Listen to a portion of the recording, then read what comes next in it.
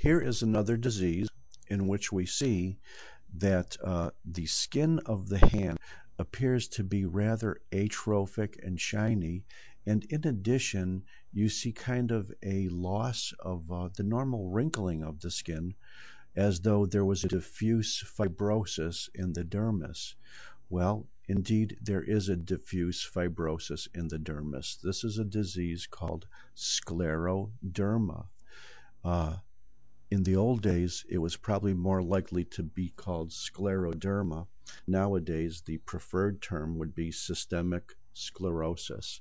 It is one of the prototypes of a classic autoimmune disease in which the body is making antibodies against its own tissues, which end stage can result in an inflammatory process resulting in diffuse fibrosis of the dermis, but also in other perhaps more important areas as well, like internal organs, like the gastrointestinal system.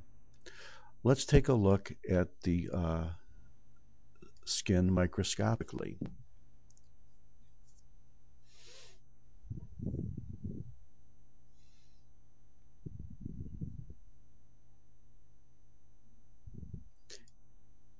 And even though we have other organs here, I want to bring to your attention the fact that there seems to be a relative loss of the papillarity or the rete pegs of the epidermis because there is a general atrophy of the epidermis.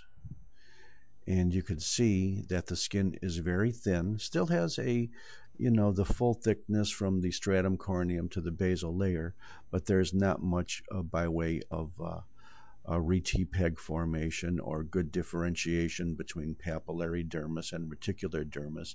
Instead, the entire dermis looks the same, and it looks like it is just one big scar. This is all dense collagenous connective tissue extending all throughout the papillary dermis here and the reticular dermis here.